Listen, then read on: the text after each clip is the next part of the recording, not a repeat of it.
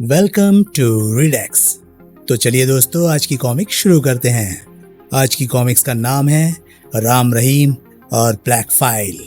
ये कॉमिक्स प्रकाशित हुई थी मनोज कॉमिक्स के अंतर्गत और ये एक सस्पेंस थ्रिलर जॉनरे की कॉमिक्स है और इस कॉमिक्स के मेन कैरेक्टर में है राम रहीम। तो चलिए दोस्तों, ज्यादा देरी ना करते हुए इस सस्पेंस से भरे हुए कॉमिक्स को, जिसका नाम है राम रहीम और ब्लैक फाइल। राम रहीम और black file, double secret agent 001/2 Ram Rahim series. लेखक बिमल चटर्जी, चित्रकार दिलीप कदम, हरीश चंद्र चौहान, त्रिशूल कॉमिको। 22 जनवरी की एक रात। टन। ओह, 1 बज गया, लेकिन दोनों कमबख्त अभी तक घर वापस नहीं लौटे। आने दो, आज मैं इन दोनों की खबर लेकर ही रहूंगा। छूट देने का ये नतीजा कि वे बिना बताए रात देर गए तक आवारागर्दी करें और हम उनके लिए परेशान होते रहें। तभी फट फट फट फट। शायद दोनों आ गए हैं। ट्रेन। ठहरो, खोलता हूं। दरवाजा खोलते ही, डैडी, आप? अंकल आप? हाँ, मैं आज शाम ही आया हूं। दरवाजा बंद करके भीतर आओ, फिर मैं तुम दोनों की खैर खबर लेता हूं। लगता है आज हमारी खैर नहीं है। बिल्कुल, डैडी काफी गुस्से में हैं। कुछ देर बाद मैं पूछता हूँ, ये तुम दोनों रात देर गए तक कहाँ आवारागर्दी करते रहते हो? क्या तुम्हें अपनी मम्मी और घर की इज्जत की कोई परवाह नहीं? किसी का कोई भय नहीं? अरे, आ गए तुम दोनों। सॉरी डैडी, दरअसल हम दोनों कुछ दोस्तों के जोर देने पर उनके साथ नाइट शो देखने चले गए थे। लौटते वक्त मोटरसाइकिल खराब हो गई, इसलिए देर हो गई। हाँ अंकल, विश्वास न हो तो ये देखिए टिकट। यदि ऐसी बात थी तो कहीं से फोन कर दिया होता। बेटा, कम से कम हम तुम्हारे लिए चिंतित तो ना रहते। आज के बिगड़ते हालातों से तुम दोनों भी अच्छी तरह से परिचित हो। शहर में हर पल कुछ न कुछ घटता ही रहता है। आंटी, हमने फोन करने की काफी कोशिश की थी, लेकिन नंबर ही नहीं मिला। हो सकता है हमारे घर की लाइन में कोई खराबी आ गई हो। चुप रहो, मैं बेकार की बहानेबाजी नहीं सुनना चाहता। ये मेरी तुम दोनों को आखिरी चेतावनी है। अगर आज के बाद तुम रात को 9 बजे के बाद घर से बिना बताए गैर हाजिर रहे तो मुझसे बुरा कोई और नहीं होगा, समझे? जी। राधा, तुम इन्हें खाना गर्म करके खिला दो, मैं सोने जा रहा हूँ। जी, बहुत अच्छा। थैंक्स गॉड, जान बच गई। चलो, तुम दोनों डाइनिंग रूम में चलकर बैठो, मैं खाना गर्म करके लाती हूँ। Thank you mummy. उसके बाद राम रहीम खाना खाकर सो गए। अगले दिन सुबह नाश्ते की टेबल पर, डैडी, इस बार आप कितने दिन की छुट्टियों पर आए हैं? 10 दिन की छुट्टी पर। वैसे मुझे यहाँ एक विशेष काम भी है। ओह, तभी ट्रेन ट्रेन ट्रेन। ओह, फोन। आप बैठिए डैडी, मैं देखता हूँ। Hello, Ram speaking from Raghav house. Ram, मैं तुम्हारा चीफ अंकल बोल रहा हूँ। ओह अंकल, आप? कहिए, कैसे फोन किया? तुमसे एक जरूरी काम है। फिलहाल क्या कर रहे हो? नाश्ता कर रहा था। ठीक है, नाश्ता करने के बाद रहीम और तुम सीधे ऑफिस चले आओ, बाकी बातें यहीं होंगी। Okay uncle, bye. फिर राम ने संबंध विच्छेद कर रिसीवर क्रेडल पर रख दिया। किसका फोन था बेटे? मुखर्जी अंकल का। उन्होंने मुझे और रहीम को अपने ऑफिस में बुलाया है। क्यों? ये तो उन्होंने नहीं बताया, कह रहे थे वहीं बताएंगे। राम का उत्तर सुन कर्नल राघव का चेहरा गंभीर हो उठा। राम, क्या तुम मुझे बता सकते हो कि तुम्हारे मुखर्जी अंकल तुम में और रहीम में इतनी दिलचस्पी क्यों रखते हैं? यस डैडी, मेरे विचार से तो उनकी दिलचस्पी का कारण हम दोनों के प्रति उनका असीम प्यार ही हो सकता है। बकवास, मैं उनकी असलियत अच्छी तरह से जानता हूँ। वे डबल सीक्रेट सर्विस के चीफ हैं और उनका किसी में इतनी दिलचस्पी लेने का कारण महज प्यार नहीं हो सकता। मैं सच्चाई जानना चाहता हूँ। सच्चाई यही है डैडी, वे आपके गहरे दोस्त हैं, इसी कारण हमें अपने बच्चों की तरह प्यार करते हैं। कमबख्त किसी भी तरह सच्चाई बताने के लिए तैयार नहीं। खैर, मैं भी एक न एक दिन ये राज जानकर रहूंगा। कर्नल राघव इस बात से सर्वथा अनभिज्ञ थे कि राम रहीम बाल सीक्रेट सर्विस के सबसे चुस्त और चालाक डबल एजेंट है। नाश्ता करने के पश्चात राम रहीम फटाफट तैयार हुए और मोटरसाइकिल पर सवार होकर सीक्रेट सर्विस के मुख्यालय की ओर चल दिए। लगभग 20 मिनट बाद वे चीफ मुखर्जी के ऑफिस में उनके सामने बैठे थे। बताइए चीफ, आपने हमें अचानक कैसे याद किया? आने वाले एक खतरे से आगाह व सूचित करने के लिए। क्या मतलब?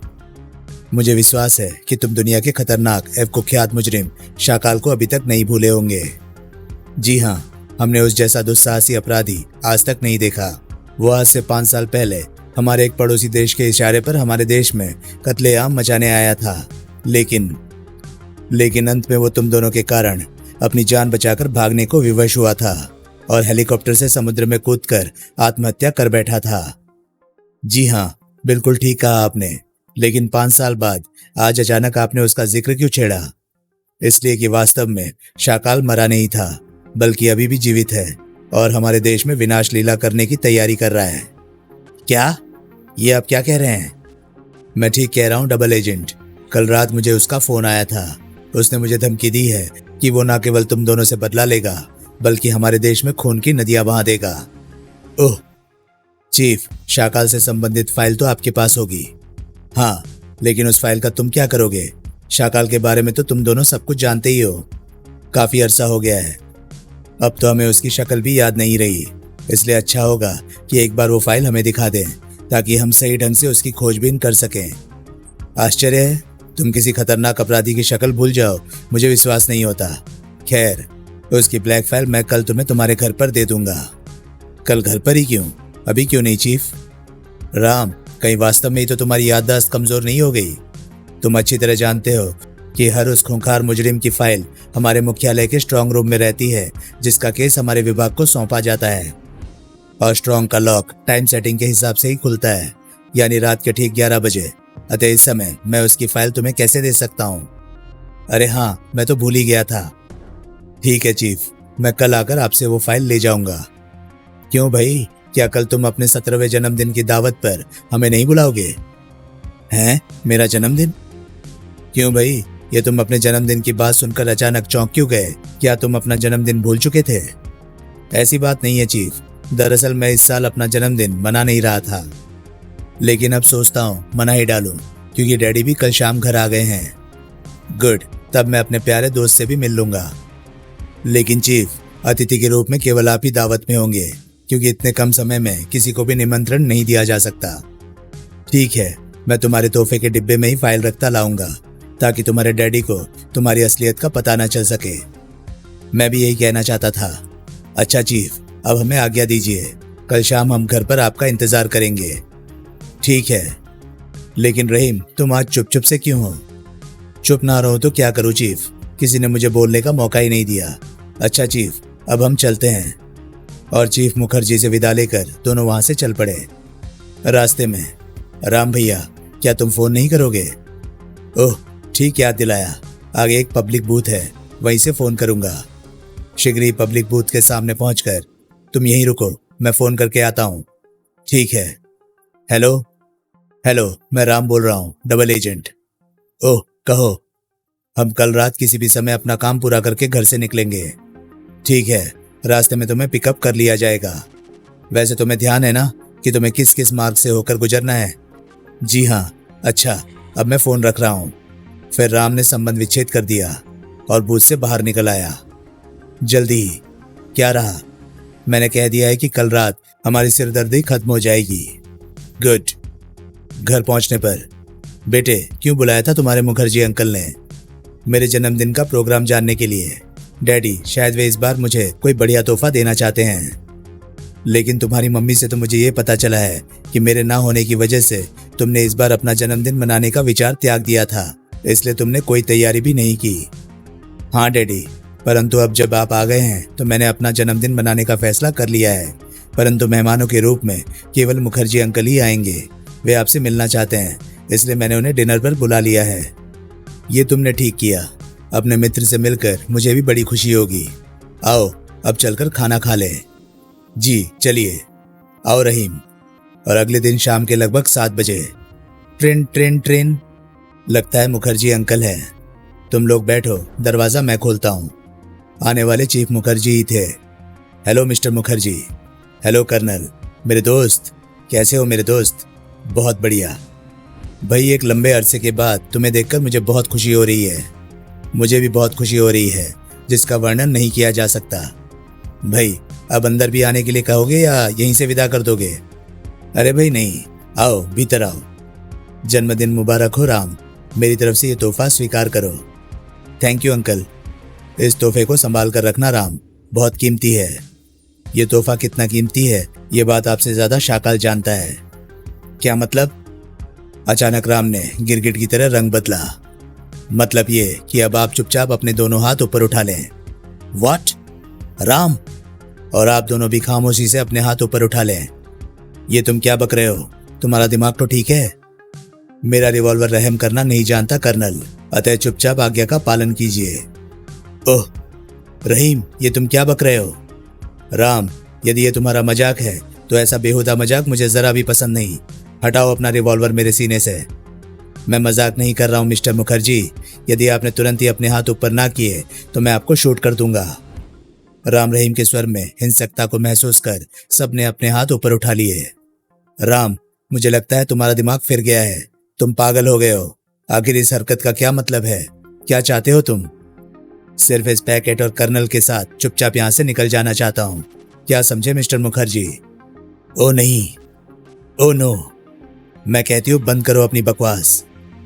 राम, मेरे विचार से हमें समय नष्ट ना करके कर्नल राघव को लेकर यहां से निकल जाना चाहिए। ठीक कहते हो मिस्टर मुखर्जी। यदि आप अपनी जान की खैर चाहते हैं तो कोई भी गलत हरकत करने की चेष्टा मत करना, वरना। ओह, आखिर ये राम रहीम को क्या हो गया है? कहीं ये किसी योजना के अंतर्गत तो ये सब नाटक नहीं कर रहे हैं? और कर्नल, यदि आप अपनी पत्नी की सलामती चाहते हो तो चुपचाप हमारे साथ बाहर चलिए। मैं कहता हूं बंद कर अपनी बकवास। बेशरम, जिसे तू मारने की धमकी दे रहा है वो तेरी माँ है। मेरे पास समय कम है कर्नल, मैं 3 तक गिनती गिनूंगा। यदि आप चुपचाप हाथ उठाकर दरवाजे की तरफ ना बढ़े तो मैं बेहिचक राधा देवी को गोली मार दूंगा। ओह, ये राम रहीम हरगिज नहीं हो सकते। जरूर दाल में कुछ काला है, लेकिन मजबूरी तो यह है कि इस स्थिति में कुछ कर भी तो नहीं सकता। अपनी पत्नी राधा की जिंदगी की खातिर कर्नल राघव राम के रिवॉल्वर की जद में दरवाजे की ओर बढ़ने पर मजबूर हो गए। गुड, लेकिन ध्यान रहे कर्नल, आपकी छोटी सी भी भूल आपकी पत्नी के प्राण ले सकती है। चुपचाप द्वार खोलकर बाहर निकलिए कर्नल। कमबख्त, कुछ भी तो करने का मौका नहीं दे रहा है। काफी सतर्क और चालाक लगता है। हट। दरवाजा खोलकर कर्नल राघव तो बाहर निकल गए, परंतु उनके पीछे पीछे जैसे ही राम ने पैर बाहर निकालना चाहा, डिशुम, आह! क्या हुआ? तभी धड़ाक, उफ! और जब तक वे संभलते, तुम दोनों का खेल खत्म हो गया शैतान छोकरो। तुम, ये सब क्या चक्कर है? तुम में असली राम रहीम कौन है? असली राम रहीम हम ही है डैडी, लेकिन ये सारा चक्कर आपको हम बाद में समझाएंगे। पहले जरा इन दुष्टों की खैर खबर तो ले लें। फिलहाल आप इन दोनों के रिवॉल्वर कब्जे में कर लें, और अंकल आप अपना तोहफा संभाल लें। बिल्कुल, वह सिर्फ तुम्हारे लिए है। कर्नल राघव और चीफ मुखर्जी ने तुरंत दोनों रिवॉल्वर और पैकेट पर अपना कब्जा कर लिया। हाँ तो प्यारो, अब यदि तुम दोनों अपनी हड्डियां नहीं तुड़वाना चाहते तो प्यारे बच्चों की तरह चुपचाप बता दो कि ये सारा चक्कर क्या है। हरगिज नहीं, तब तुम्हारे हाथ पैर जरूर टूटेंगे। कोशिश कर देखो।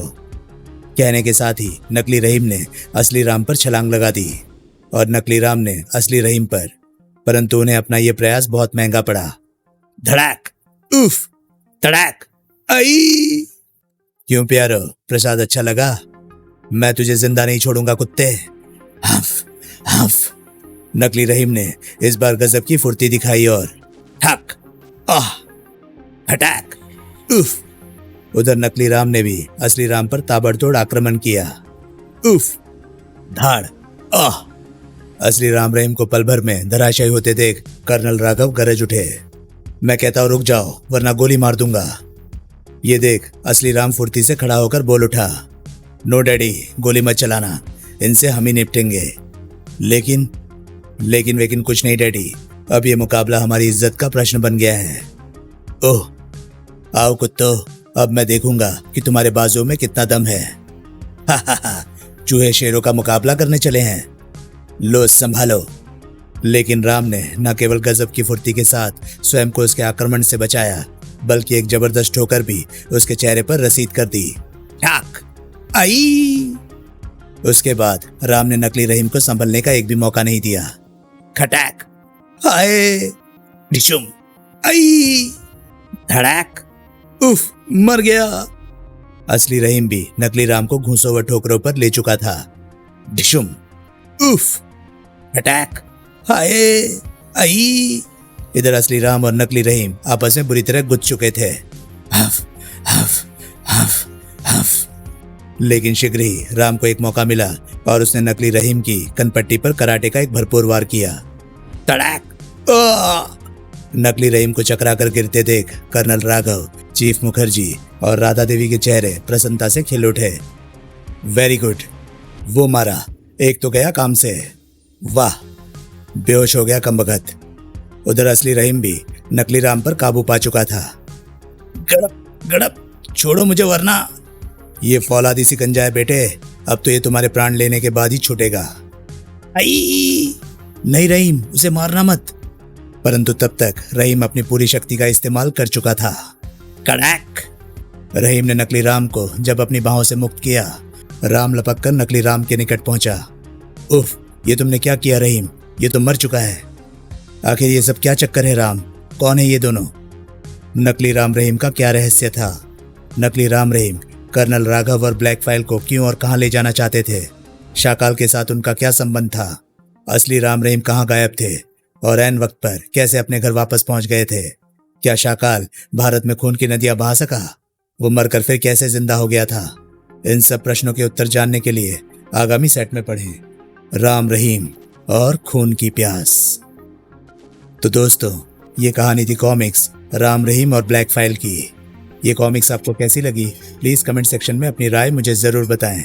और हाँ, अगर आपको मेरे वीडियोस पसंद आ रहे हैं तो प्लीज उन्हें लाइक करें और शेयर करें और चैनल को सब्सक्राइब करें, क्योंकि मैं ऐसे कंटेंट लाता रहता हूँ। तो चलिए दोस्तों, मैं मिलता हूँ अब आपसे अगली वीडियो में। तब तक के लिए नमस्कार, गुड बाय। सेफ रहिए, खुश रहिए, मजे करिए।